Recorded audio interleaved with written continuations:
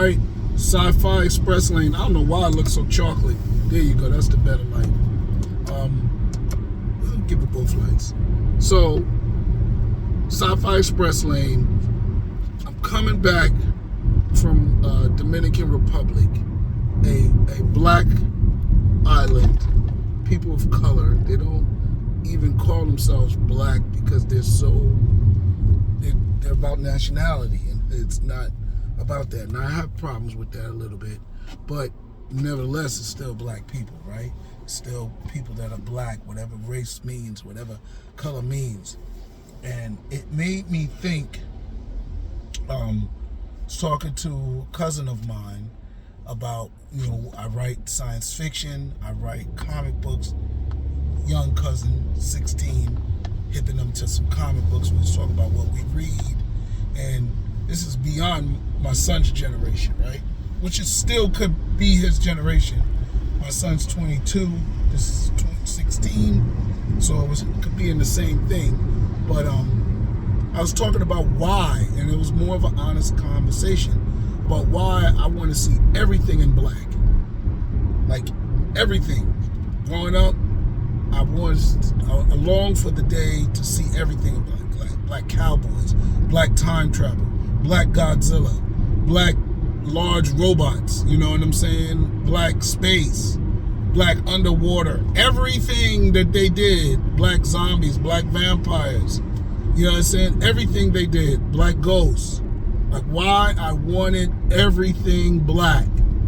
And that is a real desire. I'm 57, born in 67, so I'm going to say up until maybe if you was born up until 75, maybe 80, anybody before that, you growing up in the 80s and the 90s or 70s, at least the 60s and the 70s had the blaxploitation era, which tried to fulfill that, at least in film, you know what I'm saying?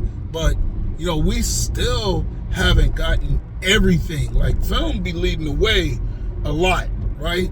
We do see, Kim. We got this new movie coming out with my man. I can't remember my man's name. Golly. Dude who played Hawkman, right?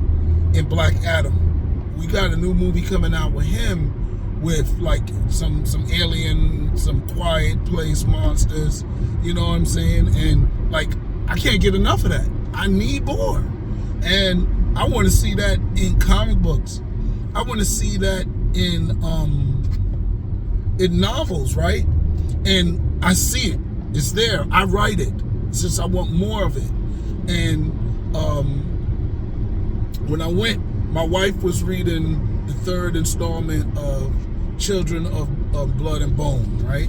Tomi's book, right? Tomi Audio. I can't say her name because I actually forgot it. It escapes me right now. But I bought that book for my wife. She finished it in the whole trip. I'm still on page 100 of my reading, which was Mace Windu, The Glass Abyss, right? Stephen Barnes, shout out. And I'm reading that, and that's a black Star Wars book, right? As much as, race doesn't really exist, and really he's never even described as black in the story, at least not so far. But I already know he's black, so that's in my head.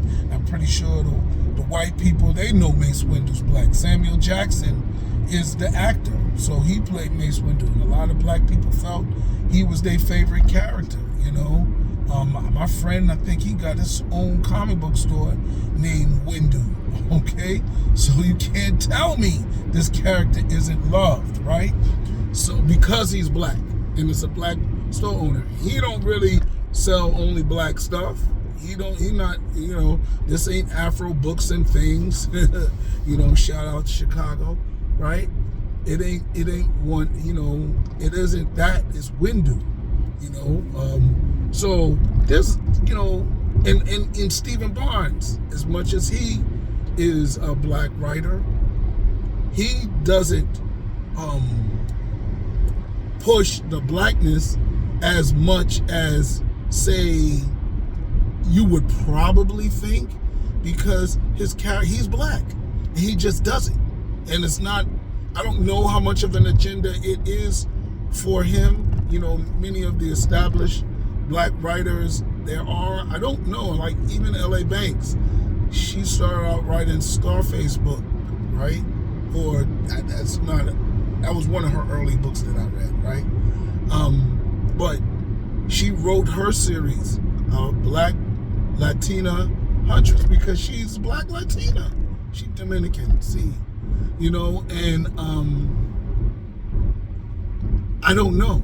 So I tried to explain to my young cousin, why do I feel this way? And he wasn't on the attack. He wasn't calling me racist, reverse racist. The cancel culture BS is gone. This is honest conversation. We in DR, come on. And I told him, I said, yo, I just didn't see these things growing up. And it wasn't just the absence of it. It was the deliberate, up to 2010, 2012, we were still having this BS where they were deliberately telling you, even if you have characters of color, you can't put them on the cover of your book. David Anthony Durham, distant cousin of mine, right? Or cousin, they all distant, right? His book, Acacia, won the Hugo Top Science Fiction Award. He was told to, I don't even know if he talk about it, because if race isn't important to him, right? It's important to me. So he was not able, or he didn't, whatever, it was his decision or their decision. He didn't put the characters of color that are in his story, that his story is about, on the cover of his book. He put the acacia tree, which is found in Africa, and it's really coded. If you don't know that, you would have just looked at it as a tree, whatever. And it looks like a family tree. So that's beautiful. But it's a black Game of Thrones story. Just to spoil it for you, that's what it is. And it's amazing. Vocabulary is educationally beneficial, right? But yeah, so this is 2010, 2012, and he got a trilogy. All right? So why do I want black everything? I was looking at this Gundam show. I was like, wow. I love the giant robots, but I want some black robots. What is black people doing with it? And I know with my Harlem Shake, my fifth book is supposed to have some robots in it, and I just haven't been able to get back to it. The fourth story is a little challenging for me, even though I thought of it and I have the outline for it, just getting into it and having the time to write it. But it's going to be my next book that I wrote. But yeah, I wrote Black Vampires and Werewolves in Thug Angel. I wrote a zombie story. I wrote a black disaster story. Welcome to Boss Lady's Planet. It was a deliberate attempt to put black people in space. And even with that, it was an extension of Earth. It wasn't like black people came from this particular planet that was black. So then I corrected that. And that's why I have my planet Akibalon. Planet Akibalon is so black, is named after the original name of Africa. And in my theology, black space is so black that Earth comes from black space. So now I reversed it. So like in Welcome to Boss Lady's Planet is future Earth, and every continent gets a planet. And that's my, whatever you want, Brooklyn might call it kumbaya. That's my kumbaya, energy, and I was equally, dispersive, right? And there's India planet, there's China, there's Japan, there's Africa planet. And I was like, all right, Europe planet. All right, we good. Man, I love the universe. That's the element of it that's not as aggressive as I would like to have made it. And my planet Akibalon, when I put that universe together, it was some Billy Carson level, blackness. You know what I'm saying? I went to Dr. Ben. I went to, Dr. Jeffries and James Small toolbox to put that together, you know. So it was important, but you know, like, there's difficulties, right? I want black everything, but I don't want black everything, right? I don't want black covered white things. So how does that work? I don't want a black Game of Thrones. I don't mind what Milton Davis and Samuel Delaney started with Sword and Soul. I don't mind that. That's beautiful, because we had First World African pre-Iron Age or Iron Age battles, you know, where they got metal swords, but they don't have moving cars. They don't have necessarily guns. If they do, they got very early guns. They may have cannons. They may have catapults. All those different things. But for me, I don't want to see Game of Thrones, because Game of Thrones is distinctly a European universe. It's based on Europe, the 100 Years' War, families divided, stuff like that. We had wars in Africa, no doubt. I'm not a African perfectionist, probably, unless you're talking about early Egyptians, right?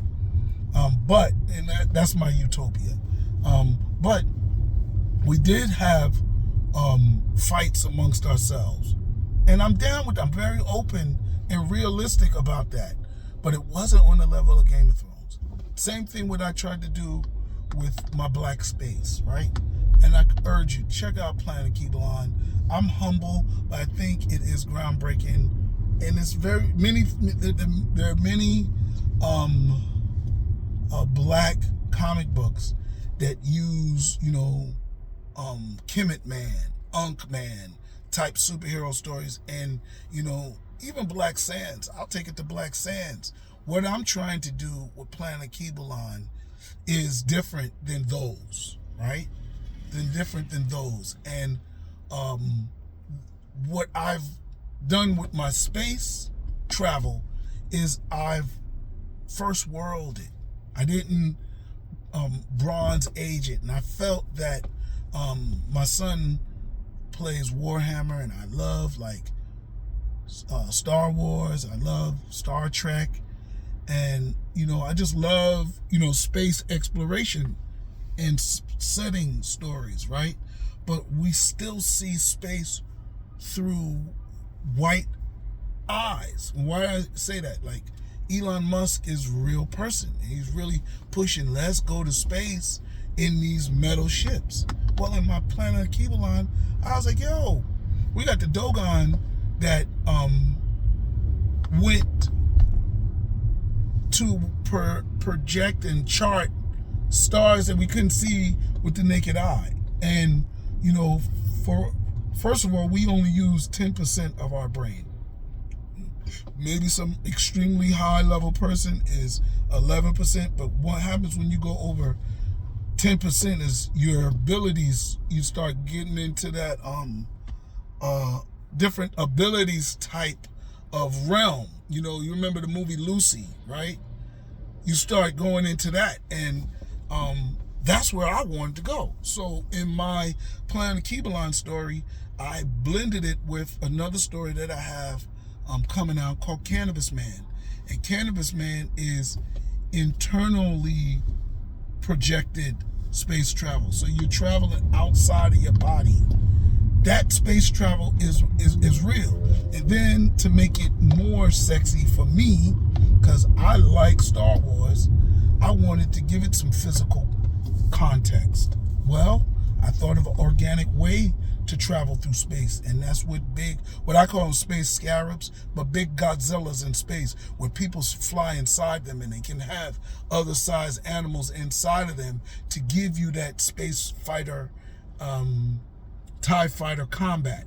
And it's still organic, because you're not making metal to fly and create space debris. You know, if anything shoots off a leg or a skin or whatever, even if they kill a scarab, that is digestible. It's organic. It's recyclable. It's not waste. It's matter. And even in metal waste, if they go into a black hole, maybe those metal particles get reassembled and rebroke down and restructured. So maybe there's never no sense of waste. But I wanted to give something a little bit more organic, and that's how they travel in space in my planet Kibulon, either through their bodies, soul traveling, sort of like what Thor does, and or they travel through these organics. So for me, I'll probably get more into it. I just wanted to do a little share what I talked about with my cousin with you all, but I'll get into a little bit more because I don't think I fully finished talking about everything that I wanted to about space, and not space, why I want everything black. Because I do struggle, not only with the Sword and Soul stories or the Game of Thrones, but I also struggle like with Westerns, white storylines have dominated Western so much, I can't even think of a black Western story that doesn't sound like it's a black version of a white story. So anyway, that's it. I'll do this again because I want to talk about what I did with zombies, what I did with vampires, and it's just not enough. All right. Touch base with you later. Peace. Remember, like, subscribe, share, and comment. Sci-Fi Express Lane, Jeff Carroll out.